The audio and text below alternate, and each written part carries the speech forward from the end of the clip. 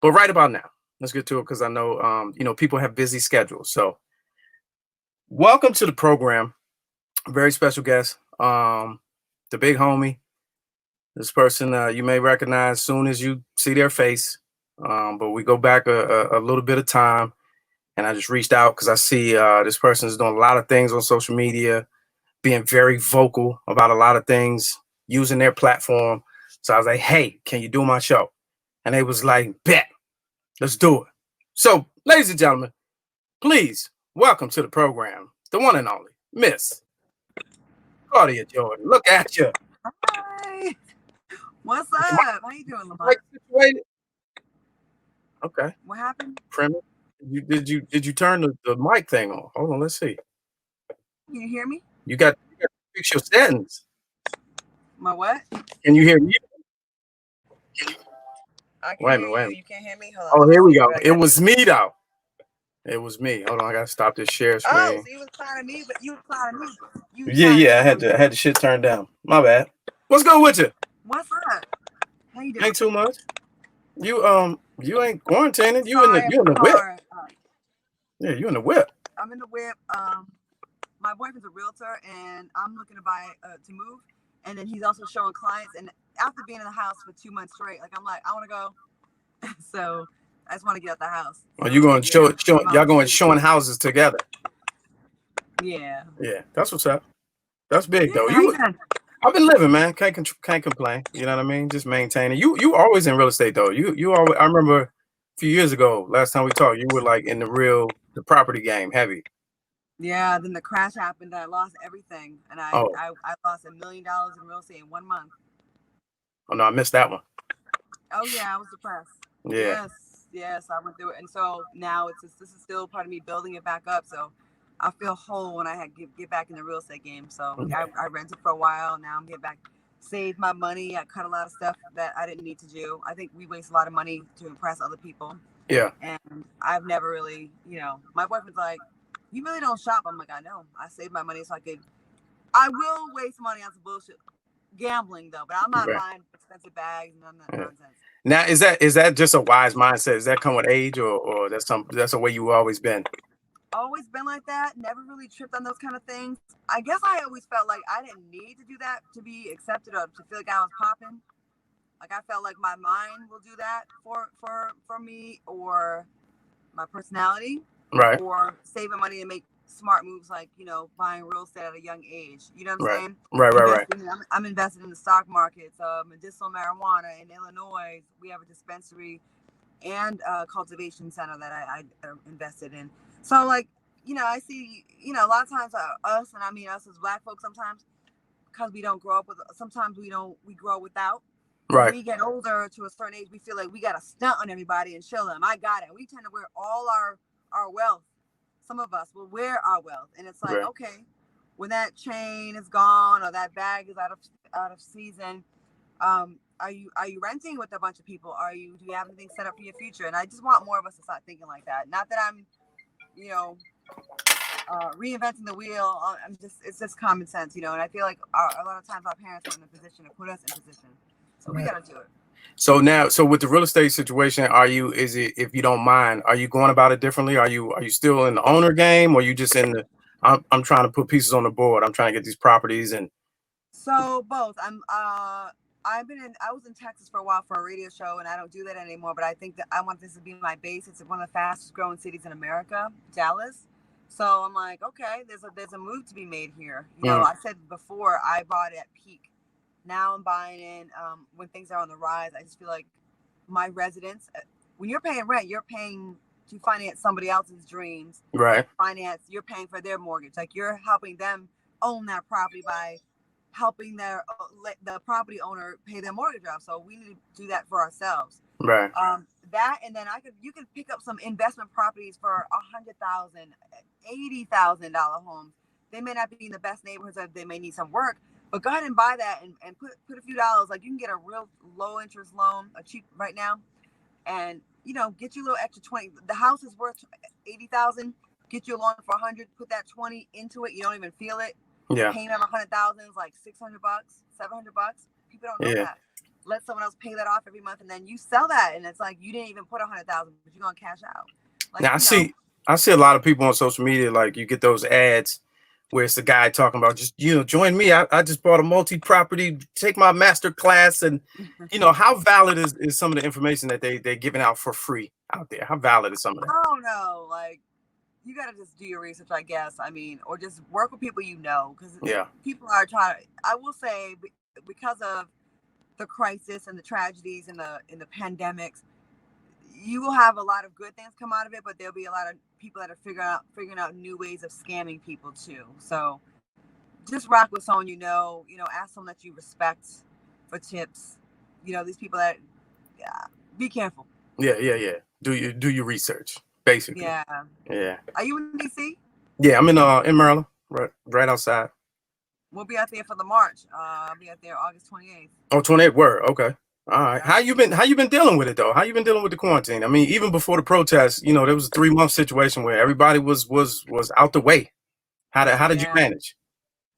It's crazy because 2020 was setting up to be like the best year ever financially and like work wise. Like, I got this Fox Soul show, then I got this like multi-year contract with VH1 hosting all the reunions, and I was like, damn, it just fell in my lap. And I'm thinking this is about to be the best year of my career.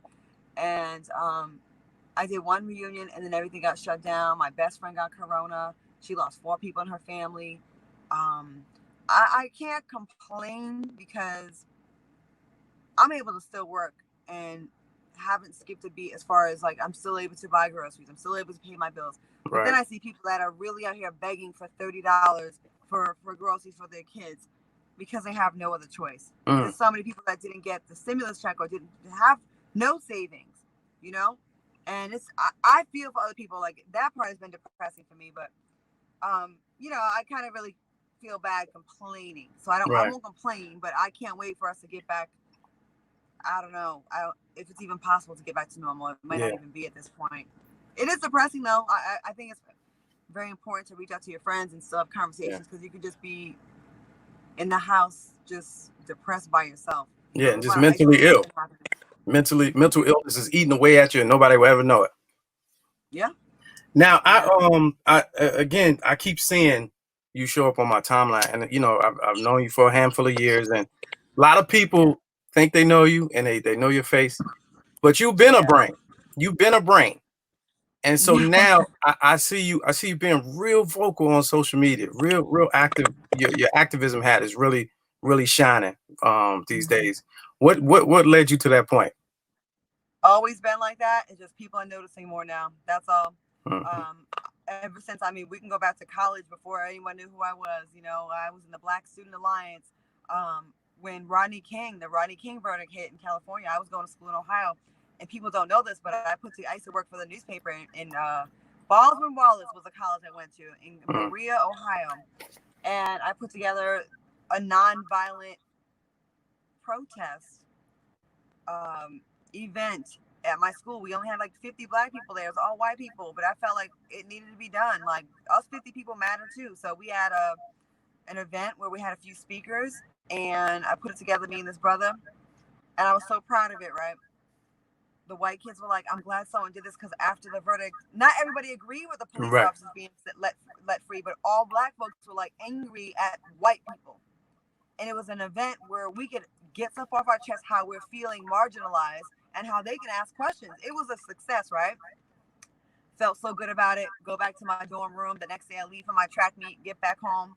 I had an answer machine, press the little old school button, and it was a message from the Klan. It was like, you Black, can I swear on this? Yeah.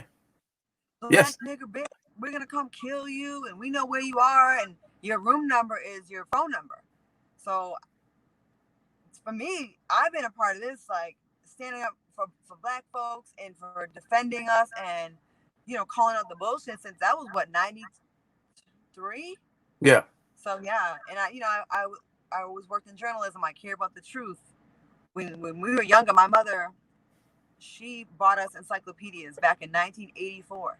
So I would read encyclopedias every night, and I would just be versed on just be well read. I didn't really know I don't really rock with fiction, like fairy tales and all that kind of stuff. I'm more about what really happened and facts. Right. But yeah, I mean, I get attacked. They put me on the Breitbart side a couple times, and then all the Trumpers and the extreme right, they be hitting me up sometimes talking this shit. I'm like, whatever, come see me. But you a few years ago, you was playing around with the idea of doing stand up, which I was like Yeah. completely rooting for. And I've seen you tested it out a couple times, and I feel like that would have been a hell of a way to go. Because comics, we get to say what most people can't. So that would have been Although an I hate when they easy come way in. to get that out there. You know what I'm saying? Well, it's not too late, and I It's hosted a not. few comedy shows, and I did a little bit, and I was at the roast of Dennis Robb, and I did that, and I liked it, but I give you guys all the credit. I had to get my confidence up for a while before I went on and did it. And then once I did, I'm like, you got to get back on stage right away, I think. Yeah. Keep Oh, yourself yeah. sharp You because can't take breaks. Ain't no breaks. no. And now I took a long time away from it, but it's just getting up there and talking your shit, your truth, and Yeah. and look at the impact that comedians are making. Look at Dave Chappelle with his 846, and just like, you never know. You never know. Yeah, it's time. It's in between selling houses and showing Right? and showing.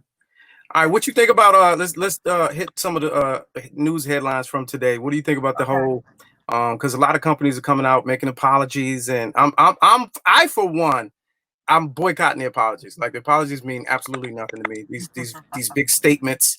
I turn on the TV and the channel, the profile in the channel is an apology. Like Hulu got one and Amazon, Right. and then today Netflix, the husband and wife behind Netflix donated 120 million to they split 40 million apiece to the UNCF, Morehouse, and Spelman, which is a big deal. Not taken away from it, but it's like 115 other black HBCUs, but these apologies, like the one Oklahoma State coach who apologized for wearing a T-shirt because his player said we're not playing for you because you're on the bullshit.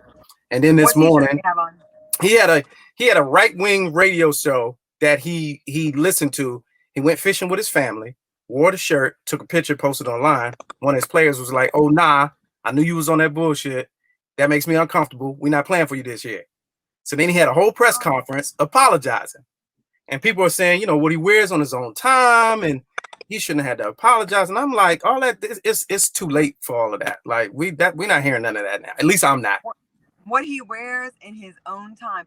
Let's just flip the script for 1 second, shall we? There we go. I'm gonna say something real quick. People are gonna get mad at me for this, but whatever. We all know, okay, black folks and Jewish folks have been through some disgusting, violent treatment in this world, right? With the Right. Holocaust and slavery, and they're comparable, right? As far as like tragedy and murders and just disgusting. We know better than to wear anything that would support anything that has to do with making fun of, Right. not taking it seriously, being insensitive. What we just know this, Yeah. right? Why does everybody else know to not do that?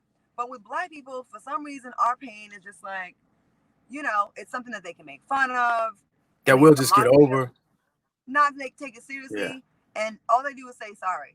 Imagine if we would make an insensitive comment or wear a T-shirt that supported a pro-Nazi show or had a stove on it or some Right. other very poor, like really horribly, like Insensitive. offensive message. Yeah. We would be canceled in business. Like it would be a wrap. Yeah. White folks, yes, they are saying sorry, and they need to say sorry because a lot of times, and I just hope it's not just on trend. It feels like it's a little bit in style right now. Right. Yeah. But let's take it though. Let's let them apologize. Let them spend their money. They can keep apologizing and donating. Yeah, but the apologies, I'm like, it's not going like they making it like it's so hard to deal now. I'm like, you can deal with it. We've dealt with it. You can deal with it. You can deal with it. Yeah. Like it's everything is so difficult now. Is white oppression and just dealing with so much. We're under attack. They're oppressed. Can you tell me what TV network that we own that we're oppressing them with the media and the messages, or what corporations that we are running, what industries we're running to oppress their white tears? How are we oppressing them? We're not oppressing them. We're holding them accountable, but they've never been held accountable, so it feels like oppression to them because they're like, why can't we say the N-word? Or right? Oh my God, I can't say. It's not fun for us anymore. goddamn, it ain't been fun for us either. Now I know you got to run, but what do you think about the Aunt Jemima? So Aunt Jemima got removed from the box, and then Uncle Ben followed up. They said we taking Uncle Ben off. Now breakfast is woke. We got to get new syrup. Got to get some woke syrup, woke waffles, and woke rice. Do you think that's too much, or everything must go? Everything. It was a bit much. I was like, okay, Aunt Jemima syrup is bomb though. Yeah. Like what you gonna call it? What you gonna call it now? We rename it? Yeah. Is it what's hypocritical? If you leave it, yeah, I guess we can't leave it, right? Yeah, Uncle Ben it does give me like slavery vibes. You know what I mean? Like I'm like, what are we doing? And maids and all that kind of stuff. Promoting those images are not really great, you know. And I feel like it's something that people make fun of. Yeah. You know, and this awakening happened in the LGBTQ community a few years back, where it went from people used to make fun, and it was politically, it wasn't like that frowned upon. Like in media, people would say the F word, all kinds of things. Then all of a sudden, it was an uprising, and all kind of laws got passed. And guess what? You can't say shit about anybody in the LGBTQ community. Because it worked. The movement worked. Y'all do y'all thing, handle your business, make that money. I appreciate you stopping by on the show. We'll make sure we set up and we have you back on. Anytime, Lamont, I got you. Appreciate it. Well, y'all enjoy yourself. Congrats to you. Likewise. All right, I'll holla. Claudia Jordan, ladies and gentlemen, formerly of Deal or No Deal, Price is Right, Real Housewives of Atlanta, doing big things out there. Appreciate it for stopping through. Trying to tell y'all, man, the show, just Let's Go Live is official. It's a real thing. So do what you can to tune in whenever you hear that the show is going live. It may not be on these platforms for too much longer. So I just appreciate y'all for being there when it launched, when it kicked off. I stayed up last night and I started my the Patreon, right? And I was like, that might be the thing. So for y'all, people that's been with us for the first 3 weeks, I may have to do a little special thing where we just roll y'all over to the Patreon for the frizzy.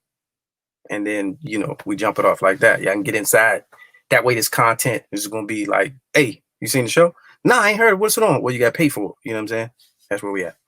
But yeah, she was in The Apprentice too. She definitely was. She's very well-rounded, surprisingly. A lot of people don't give her credit. Because you only see so much when you're playing the Hollywood game. So you don't get a chance to show those real sides of you. But as we've seen this between the lockdown and the protests and this new civil rights movement that's taking place right now, a lot of people showing their ass, you know what I mean, in a good way. So that's what's up. I'm glad she took the time out to mess with your boy.